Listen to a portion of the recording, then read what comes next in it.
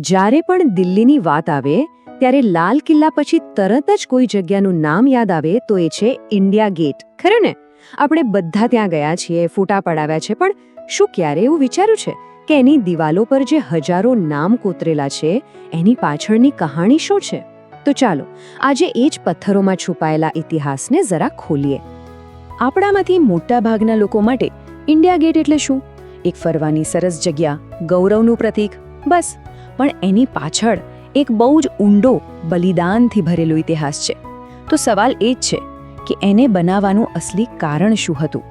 શું એ ખાલી એક સુંદર મોન્યુમેન્ટ છે કે પછી એનાથી પણ કંઈક વધારે? આ સવાલનો જવાબ શોધવા માટે આપણે એને ખાલી એક બિલ્ડિંગ તરીકે નહીં પણ એક વાર્તા તરીકે જોવું પડશે. કેમ કે ઇન્ડિયા ગેટ એ ખાલી પથ્થર અને ચૂનાથી નથી બનેલો. એ તો એક એવી કહાણી કહે છે જે આપણને સીધા ઇતિહાસના પાનાઓમાં લઈ જાય છે. તો સૌથી પહેલાં તો એ જોઈએ કે આ કેટલું ભવ્ય છે. વિચારો, 137 ફૂટ ઊંચું, અને એને બનાવતા પૂરા 10 વર્ષ લાગ્યા હતા. રાજસ્થાનના સેન્ડસ્ટોન અને સાઉથ ઇન્ડિયાના ગ્રેનાઇટથી બનેલું આ સ્મારક આજે પણ મજબૂત ઊભું છે. પણ એની ડિઝાઇનમાં એક બહુ જ રસપ્રદ વાત છુપાયેલી છે. એની કમાનો પર બ્રિટિશ સૂર્યનું ચિહ્ન કોતરેલું છે. આ શું બતાવે છે? એના બ્રિટિશ મૂળની એકદમ સ્પષ્ટ નિશાની. હવે ઇન્ડિયા ગેટ કેમ બન્યો એ સમજવા માટે આપણે ટાઈમમાં પાછા જવું પડશે. એક એવા સમયમાં જ્યારે આખી દુનિયા એક ભયાનક યુદ્ધની આગમાં સળગી રહી હતી. વાત છે પહેલા વિશ્વયુદ્ધની. ત્યારે ભારત બ્રિટિશ શાસન હેઠળ હતું. એટલે જ્યારે વર્લ્ડ વોર I શરૂ થયું ત્યારે લાખો ભારતીય સૈનિકોને પોતાના ઘરથી હજારો કિલોમીટર દૂર યુરોપ અને મિડલ ઇસ્ટના મેદાનોમાં લડવા માટે મોકલાયા. આ આખી વાર્તા એ જ સૈનિકોના બલિદાનની છે. કેટલા સૈનિકો? આંકડો સાંભળીને નવાઈ લાગશે. બ્રિટિશ ઇન્ડિયન આર્મીમાંથી પૂરા 8 લાખ સૈનિકો લડ્યા હતા. આ ખાલી એક નંબર નથી, એ બતાવે છે કે યુદ્ધ કેટલું ભયાનક હશે અને એમાં ભારતનું યોગદાન કેટલું મોટું હતું. અને આ 8 લાખમાંથી લગભગ 70,000 સૈનિકો એવા હતા જે ક્યારેય પાછા ઘરે ના આવી શક્યા. ફરી કહું છું, આ ખાલી એક આંકડો નથી, આ 70,000 પરિવારોની ખોટ છે, એમના બલિદાનની કહાણી છે. હવે આટલા મોટા બલિદાનને એને કઈ રીતે ભૂલી શકાય? એને યાદ રાખવું, એને સન્માન આપવું એ ખૂબ જ જરૂરી હતું. અને બસ આ જ વિચારમાંથી એક ભવ્ય સ્મારક બનાવવાનો પાયો નંખાયો. પણ અહીંયા વાર્તામાં એક ટ્વિસ્ટ છે. મોટાભાગના લોકોને શું લાગે છે કે ઇન્ડિયા ગેટ પર જે નામો છે એ પહેલા વિશ્વયુદ્ધના શહીદોના છે. પણ હકીકત એ નથી. સાચું તો એ છે કે વર્લ્ડ વોર I પૂરું થયું એના બરાબર 1 વર્ષ પછી 1919માં ત્રીજું એંગ્લો અફઘાન યુદ્ધ થયું. અને ઇન્ડિયા ગેટ પર કોતરેલા મોટા ભાગના નામો એ આ જ યુદ્ધમાં શહીદ થયેલા સૈનિકોના છે. તો ચાલો હવે એ જોઈએ કે આ સ્મારક બનાવવાનો આઈડિયા હકીકતમાં કેવી રીતે ફેરવાયો. આઈડિયાથી લઈને હકીકત સુધી પહોંચતા પૂરો 1 દાયકો એટલે કે 10 વર્ષ નીકળી ગયા. આખી સફર શરૂ થઈ 1917માં.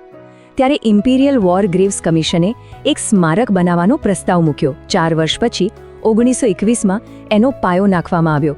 અને ફાઇનલી 10 વર્ષની મહેનત પછી 1931માં વાઇસરોય લોર્ડ ઇર્વિને એનું ઉદ્ઘાટન કર્યું. હવે આટલું મોટું સ્મારક ડિઝાઇન કોણ કરે?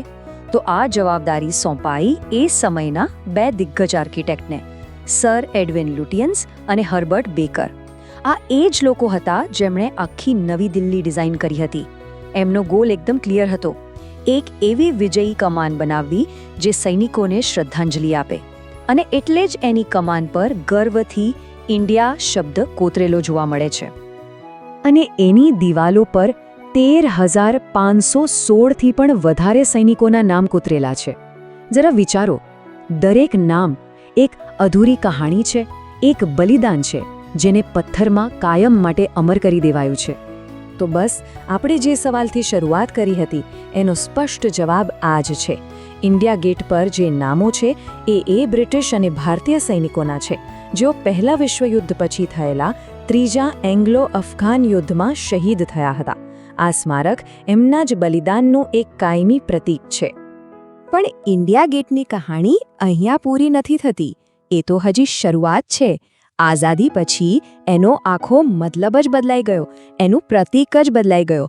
ચાલો જોઈએ કે એ કેવી રીતે થયો. એક સમય હતો જ્યારે ઇન્ડિયા ગેટની બરાબર સામે બ્રિટિશ સામ્રાજ્યના રાજા કિંગ જ્યોર્જ પાંચમાની મૂર્તિ ઊભી હતી. પણ જેવી આઝાદી મળી એ મૂર્તિને ત્યાંથી હટાવી દેવામાં આવી અને આજે એ છત્રી ખાલી છે, જાણે ગુલામીના અંતની નિશાની હોય. જે જગ્યા એક સમયે બ્રિટિશ સામ્રાજ્યનું યુદ્ધ સ્મારક હતું, એ જ જગ્યા આજે આઝાદ ભારતના શહીદો માટે એક રાષ્ટ્રીય તીર્થ બની ગઈ છે. આઝાદી પછી આ સ્મારકમાં એક સૌથી મોટો અને મહત્વનો ઉમેરો થયો અને એ હતી એક શાશ્વત જ્યોત. વાત છે 1971ની. પાકિસ્તાન સામેના ઐતિહાસિક વિજય પછી એ યુદ્ધમાં શહીદ થયેલા સૈનિકોને શ્રદ્ધાંજલિ આપવા માટે ઇન્ડિયા ગેટની કમાનને બરાબર નીચે અમર જવાન જ્યોતિની સ્થાપના થઈ. આ જ્યોત, જેનું મતલબ થાય છે અમર સૈનિકની જ્યોત, દાયકાઓ સુધી આપણા શહીદોના બલિદાનનું એક જીવંત પ્રતીક બની રહી.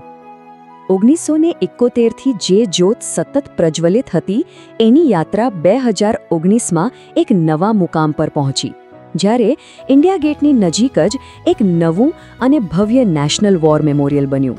ત્યારે અમર જવાન જ્યોતિને ત્યાંની જ્યોત સાથે સન્માનપૂર્વક એક કરી દેવામાં આવી. એમ સમજો કે શહીદોને સન્માન આપવાની એ જ પરંપરાને એક નવા અને વધુ મોટા સ્વરૂપમાં આગળ વધારવામાં આવી. ઇન્ડિયા ગેટની આ આખી બદલાતી કહાણી આપણને એક બહુ જ ઊંડી વાત યાદ અપાવે છે. જો પોતાનો ઇતિહાસ નહીં જાણો તો પોતાને જાતને કેવી રીતે ઓળખશો? મતલબ કે ઇતિહાસને સમજવો એ આપણી આજની ઓળખને સમજવા બરાબર છે. તો આખી વાતનો સાર શું છે? એ જ કે ઇન્ડિયા ગેટની કહાણી એ ખાલી એક બિલ્ડિંગની કહાણી નથી. એ તો એક ગુલામીના પ્રતીકમાંથી આઝાદીના ગૌરવનું પ્રતીક બનવાની કહાણી છે. સાચું કહીએ તો એ ખુલ્લ ભારતની પોતાની સફરનું પ્રતિબિંબ છે. એક વાત યાદ રાખવા જેવી છે, કોઈ પણ સ્મારકની વાર્તા ક્યારેય પૂરી નથી થતી. એ કાયમ માટે પથ્થરમાં લખાઈ નથી જતી. દરેક નવી પેઢી આવે છે, એને નવા દ્રષ્ટિકોણથી જુએ છે અને એને નવો મતલબ આપે છે.